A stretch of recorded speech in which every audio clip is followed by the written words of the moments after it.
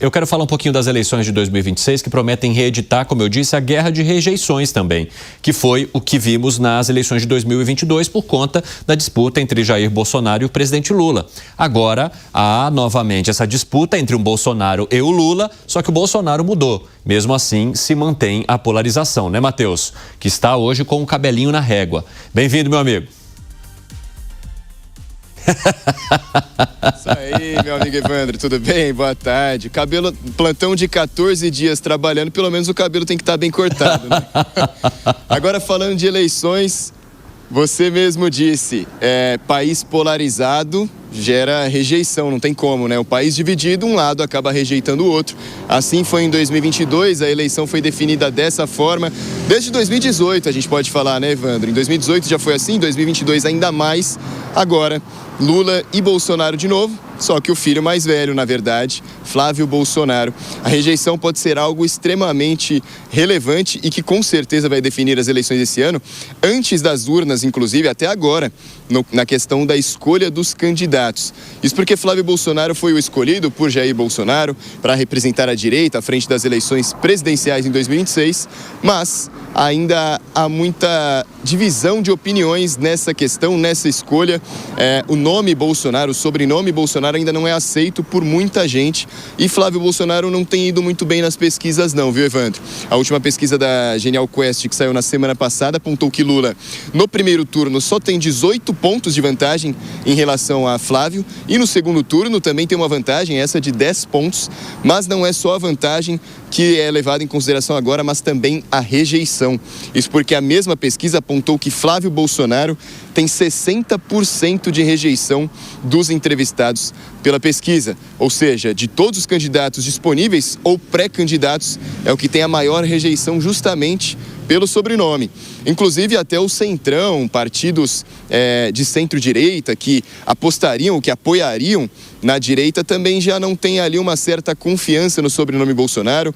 Era o caso que eles tinham preferido o nome de Tarcísio. Até apoiadores de Bolsonaro que antes rejeitavam Tarcísio, como o caso do pastor Silas Malafaia, agora pede que a chapa fosse montada com Tarcísio no comando da presidência e Michele Bolsonaro como vice, já que ela ainda, mesmo tendo o sobrenome Bolsonaro, ela consegue atrair também os eleitores evangélicos, as mulheres e também pessoas ligadas à direita, enquanto Tarcísio traz um pouco daquele voto mais entre o centro, a quem não quer votar nem na esquerda nem na direita, aquele voto um pouco mais maleável ali, pode tender para Tarcísio. No caso, então, muitos criticaram essa escolha por Flávio Bolsonaro por conta dessa rejeição.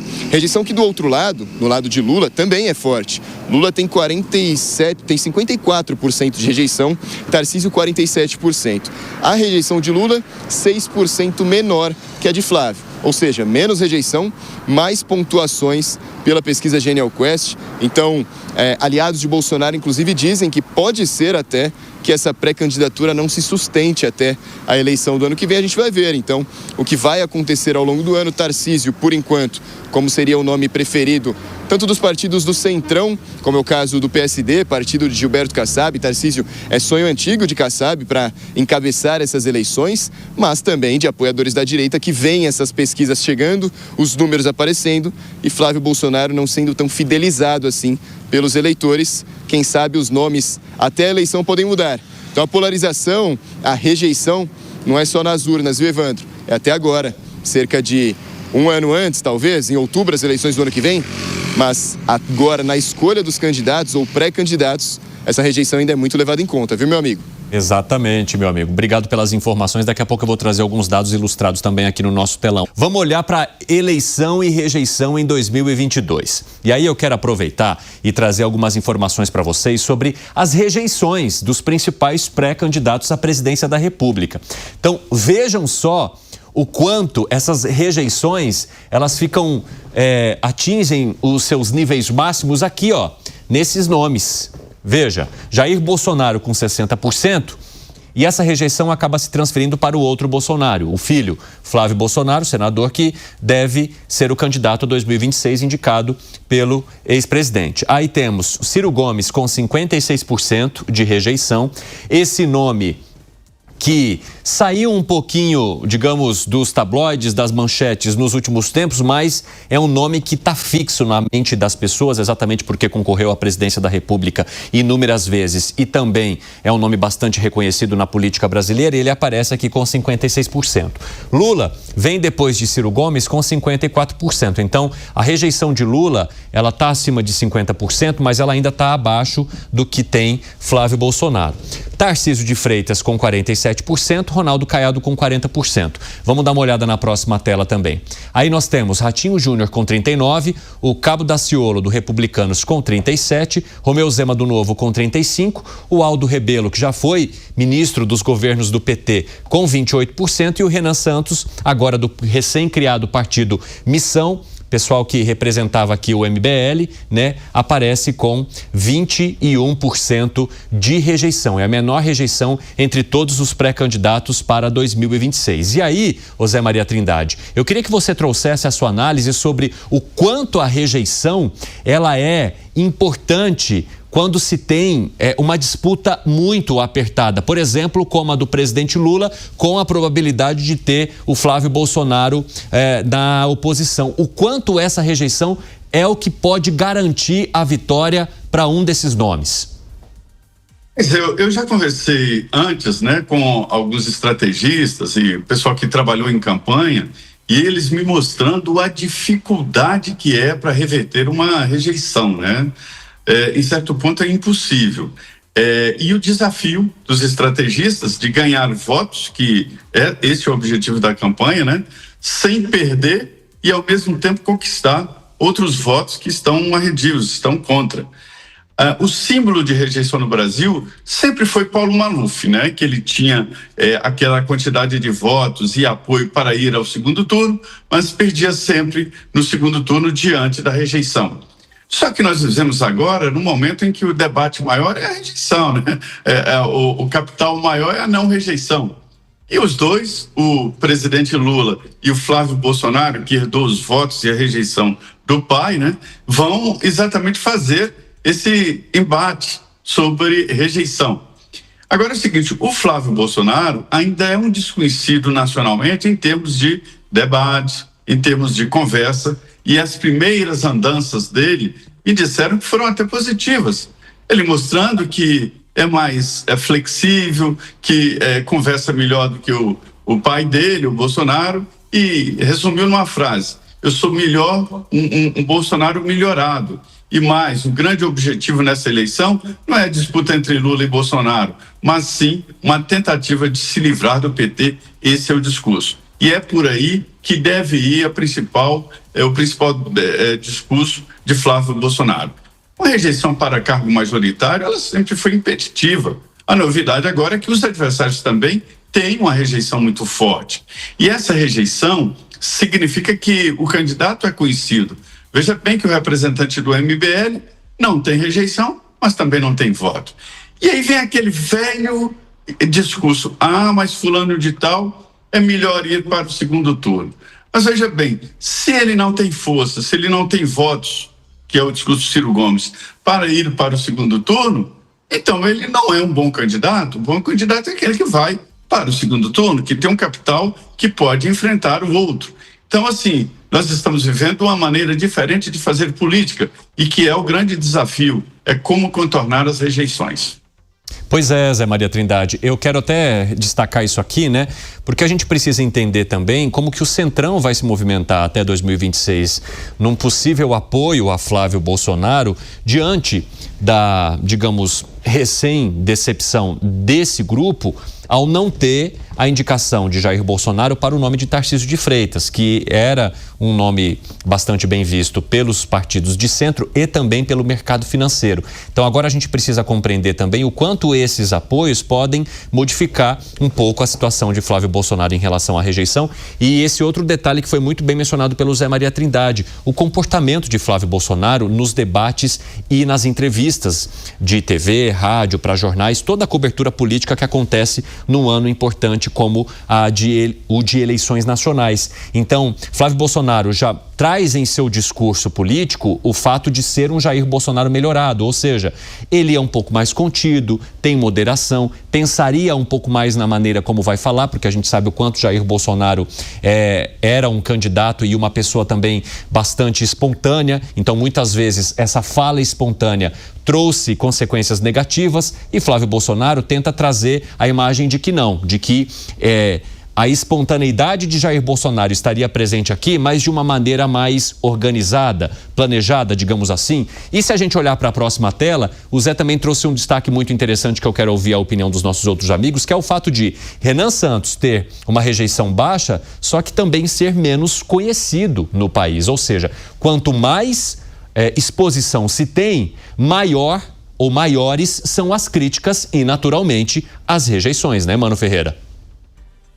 Pois é, Evandro, esse é um fenômeno bastante conhecido, né? Quando o candidato ele é pouco conhecido, ele tem pouca rejeição, mas também tem pouco voto. O que eu chamo a atenção, especialmente no caso do Renan Santos, é que a depender do recorte demográfico e, sobretudo, a depender do recorte etário, ou seja, da geração que está sendo pesquisada, a performance dele é diferente. Ou seja, saiu uma pesquisa que mostra que entre os mais jovens, aqueles ali entre 16 e 34 anos, o Renan Santos figura numa das pesquisas como o segundo candidato com mais intenção de voto. Então, isso é um recorte importante, porque pode significar uma margem de movimentação de tendência, se de fato a gente assistir a um impulso de candidatos, de eleitores mais jovens, de fato entrando num engajamento que seja mais,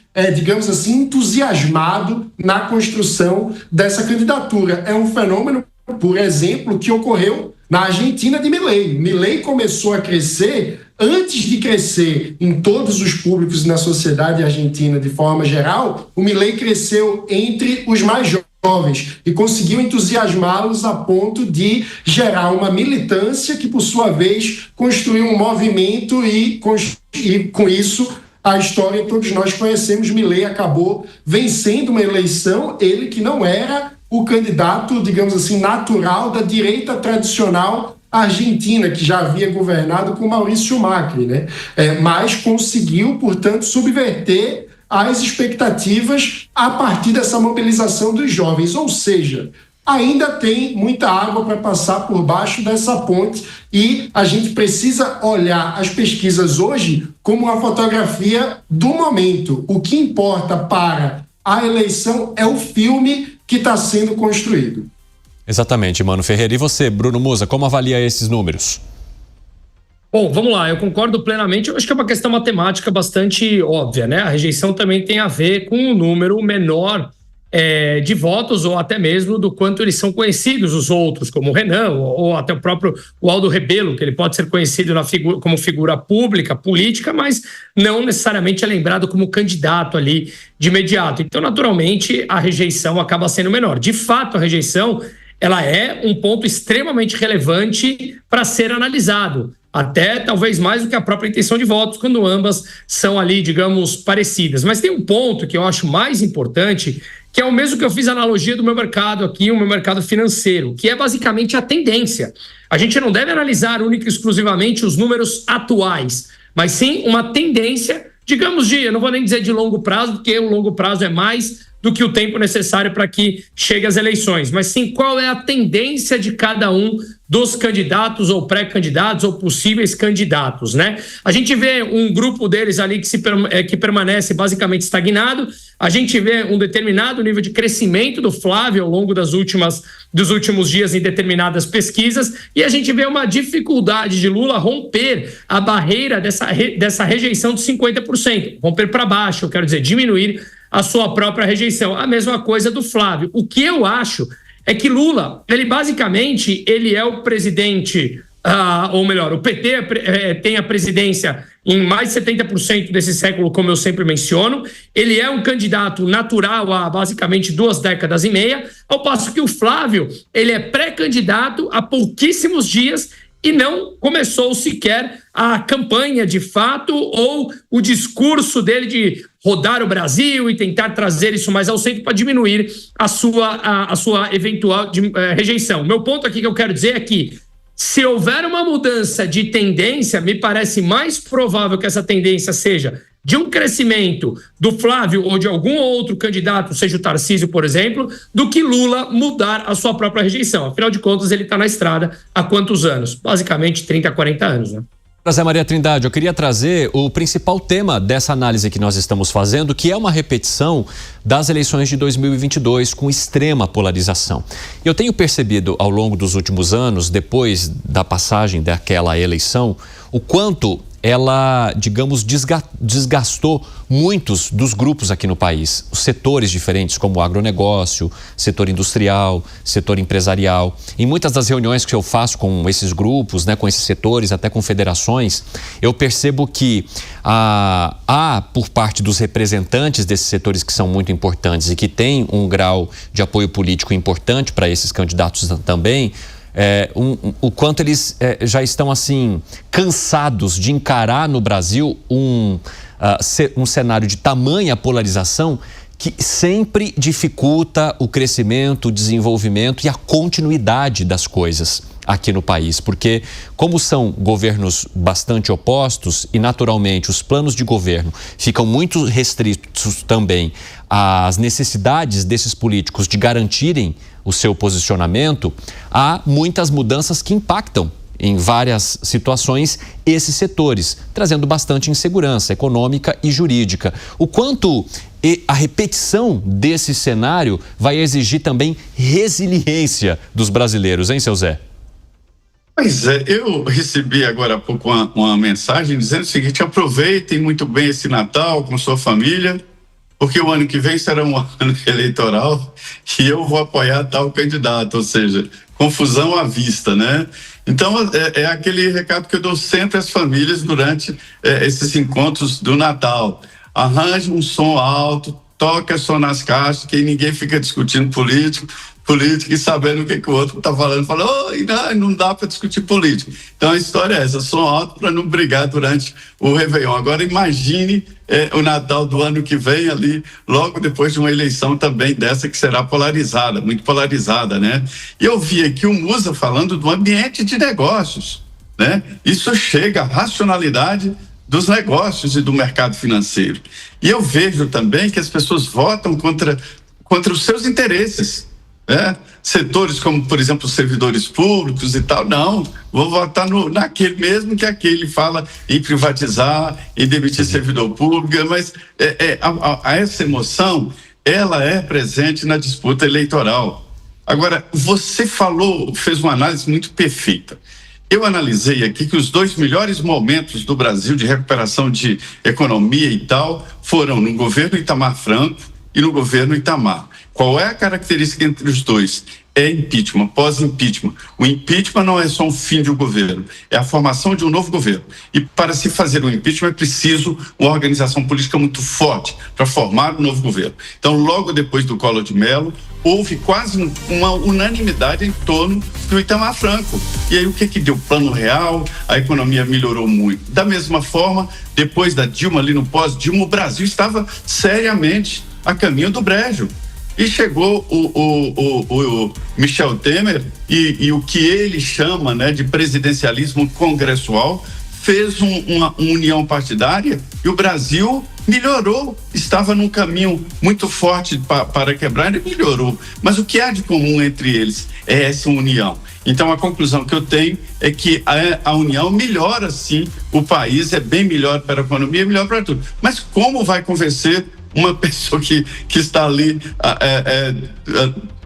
não diria doente, mas ali cega num determinado segmento, né? Porque existem cegos dos dois lados, e vai dizer, em nome do país, então eu vou fazer um acordo. Isso não existe, né? Eu não sei como fazer. Talvez, sei lá, fazer uma palavra gasta, que é o tal pacto, o pacto nacional. Ninguém nem mais fala nessa palavra. Houve um momento que todo mundo procurava o Pacto de Moncloa, copiado aqui no Brasil. Hoje, essa palavra foi tão gasta e tão ridicularizada que ninguém mais nem fala nessa possibilidade de pacto. Mas seria bom. Agora, 5h01. Você que nos acompanha pela rádio, sejam muito bem-vindos. Que bom ter vocês aqui para a gente debater, trazer informação também nessa semana próxima do Natal, que já está quase chegando. Eu sou o Evandro Cini e seguimos juntos pela próxima 1 hora. Nós estamos falando aqui da polarização e do quanto, no cenário de 2026, a gente acompanhará uma repetição do cenário de 2022, com a possibilidade de ter um Bolsonaro, neste caso Flávio, e o presidente Lula concorrendo mais uma vez. Bruno Musa, só para a gente arrematar esse debate, você é um cara que acompanha bastante esse ambiente de negócios e eu vejo que você tem o interesse genuíno também e critica bastante a insegurança jurídica e econômica que temos no país, exatamente por não haver planos de Estado, mas muitas vezes planos de governo que não têm continuidade, que mudam e são alterados o tempo todo, prejudicando bastante esse ambiente. Como é que você avalia o termo polarização para esse setor especificamente? Claro, é porque esse é o meu mundo diário, né, Evandro? Aqui dentro da minha empresa, dos investimentos, da alocação do portfólio dos clientes, entre decidir ficar no Brasil ou mandar o capital para fora, ou estruturar uma offshore, obviamente de maneira legal, e mandar uma parte do capital para fora, ou saída de residência fiscal, que cada vez eu vejo mais, ou empresas que estão tomando a decisão de ir embora, estruturar uma holding lá fora e a gente fazer os investimentos não apenas aqui no Brasil, mas especialmente lá. Ou seja, há um real problema na base da sociedade, onde nós estamos perdendo as mentes empreendedoras e as mentes geradoras, não apenas da poupança, que pressupõe a necessidade para investimento, mas também as mentes que geram emprego.